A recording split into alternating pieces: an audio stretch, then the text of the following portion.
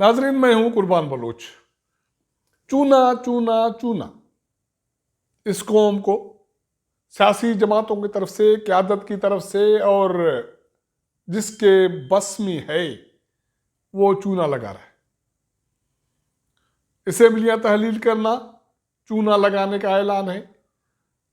परवेज इलाही के खिलाफ अदम इत्मीनान की तहरीक कौम को चूना लगाना के अमल है। गवर्नर पंजाब की तरफ से वजीर आला को डी नोटिफाई करना चूना लगाना है। ना असेंबली तहलील होगी, ना कुछ और मामलात ऐसे ही चलते रहेंगे। PTI Imran Khan chairman PTI और साबिक वज़ीर आज़म, पीडीएम उसमें शामिल जमातें, कावली के सरबराह चौधरी शुजात हुसैन, ये सारे वो किरदार हैं जो एक दूसरे से मिले हुए हैं और कौम को चूना लगाया जा रहा है। कौम भुगत रही है और बेवकूफ़ी बन रही है, क्योंकि जब से हमने इन सियासी कायदीन पर एतकाद किया, हमने भुगता। ये नहीं सुधरेंगे, न सीखेंगे। कौन सा मरहला होगा कि ये सबक सीखेंगे और अवाम को कोई खुशहाली नसीब होगी, चैन नसीब होगा। पिछले 7 से 8 माह जो भी गुजरे हैं, कौम पर भारी गुजरे हैं। पहले इमरान खान चूना लगा रहे थे रियासत मदीना के नाम पर, तब्दीली के नाम पर, कानून की हुक्मरानी के नाम पर, इत्साफ के नाम पर। फिर पीडीएम वाले आ गए और उसके साथ 13 जमातें जिन्होंने इत्तेहादी हुकूमत बनाई वो आ गए। उन्होंने ये चूना लगाया कि इमरान खान ने तबाही की, हम रियासत को बचाने आ गए हैं और हम रियासत को बचाएंगे, कौम को छुटकारा दिलाएंगे महंगाई से, परेशानी से, झूठ से, फरेब से। जो कुछ हुआ आपके सामने। उसके बाद इमरान खान साहब मई में इस्लामाबाद की तरफ मार्च करते हैं और इस्लामाबाद में दाखिल होने के बाद गायब हो जाते हैं। सुबह कोई ऐलान होता है कि मार्च कैंसिल, खत्म। वापस चले जाते हैं। उसके बाद एक मरतबा फिर लाहौर से इस्लामाबाद की तरफ मार्च होता है। वजीराबाद में हमला होता है, गोलियां चल जाती हैं और सारी सूरत हाल उस वक्त उस तरफ डाइवर्ट हो जाती है। उसके बाद इमरान खान साहब पिंडी पहुंचते हैं और कहते हैं कि अब पंजाब असेंबली और केपी की असेंबली तहलील की जाएगी। उसकी तारीख बाद में दूंगा। आखिरकार पिछले हफ्ते जमान पार्क में इमरान खान साहब ने वज़ीर आला पंजाब परवेज इलाही और केपी के वज़ीर आला महमूद खान के साथ प्रेस कॉन्फ्रेंस की और ये ऐलान किया कि 23 दिसंबर को दोनों असेंबलियां तहलील हो जाएंगी। उस दिन क्यों नहीं, ये एक अलग कहानी है। तो तारीख आ गई। उसके बाद परवेज इलाही दूसरे दिन चिढ़ गए, इमरान खान पर तनकीद की और कहा कि बाजवा को आपने तनकीद का निशाना बनाया, काबिल कबूल नहीं है, मैं आपको नहीं छोड़ूंगा, आइंदा ऐसा करने नहीं दूंगा। उसके बाद तहरीक इंसाफ की तरफ से एक कमेटी बनती है और सीट एडजस्टमेंट हो जाती है। लेकिन अचानक रात को यह पता चलता है कि नून लीग की तरफ से, जो पंजाब में अपोजिशन में है, परवेज इलाही के खिलाफ अदम इत्मीनान की तहरीक दाखिल हो गई है और गवर्नर की तरफ से यह हिदायत जारी की गई कि वजीर आला पंजाब परवेज इलाही 21 दिसंबर को एतमाद का वोट लेगी। राना सन्नावाला वो कैसे पीछे हट सकते हैं, वो मैदान में उतर गए और धमकी ये दी कि अगर परवेज इलाही ने 21 दिसंबर को एतमाद का वोट नहीं लिया तो वो डे नोटिफाई हो जाएंगे।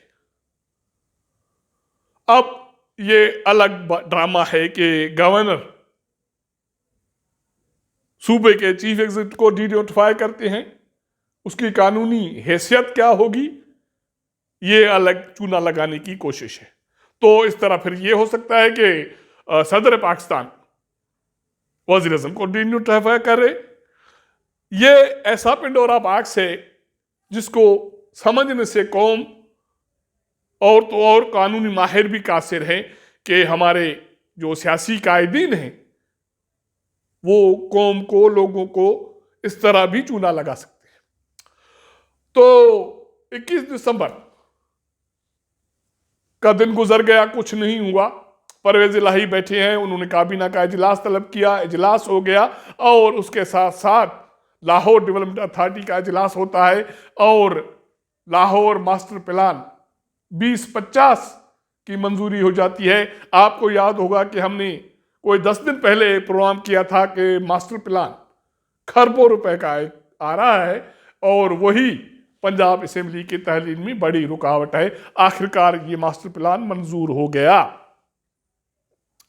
अब क्या, कल 23 दिसंबर है, लेकिन पीटीआई वाले कहते हैं कि किस चीज की असेंबली तहलील होना, क्योंकि परवेज इलाही के खिलाफ अदम इत्मीनान की तहरीक आ गई है और रवां जो सेशन है सूबाई असेंबली का वो तो 100 दिन चलेगा।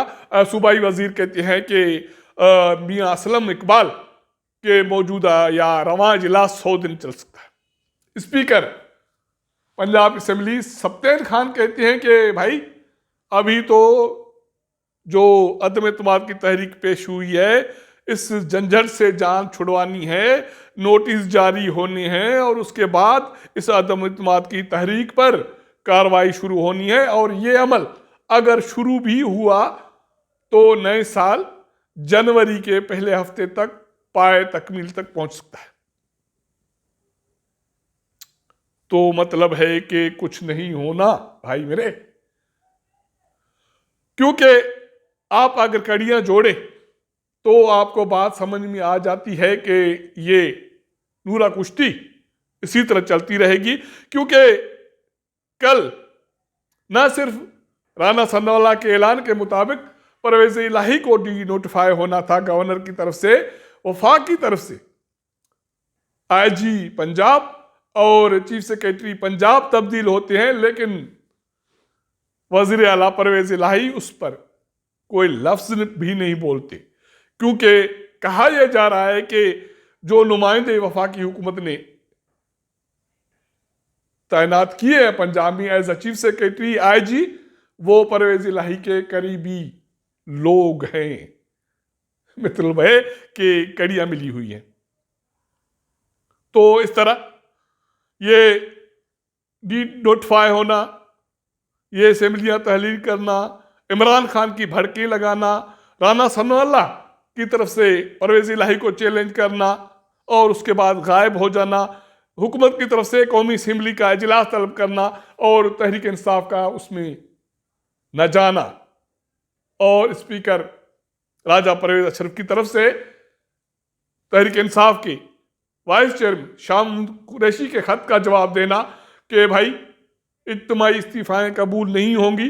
पहले भी आपको कहा था कि इनफरादी तौर पर, जाती तौर पर जो MNAs हैं पीटीआई के वो स्पीकर के सामने आए, अपनी इस्तीफाओं की तस्दीक करें तो इस्तीफाएं मंजूर होंगी। लेकिन तहरीक इंसाफ वाले कहते हैं कि हम तो उसके पास नहीं जाएंगे, ऐवान में भी नहीं जाएंगे, स्पीकर के पास भी नहीं जाएंगे, हम तो जाएंगे सुप्रीम कोर्ट ऑफ पाकिस्तान। तो इस तरह ये ड्रामा चलता रहेगा। परेशान होने की कोई बात नहीं है। आपको, मुझे, आवाम को कोई रिलीफ नहीं मिलनी।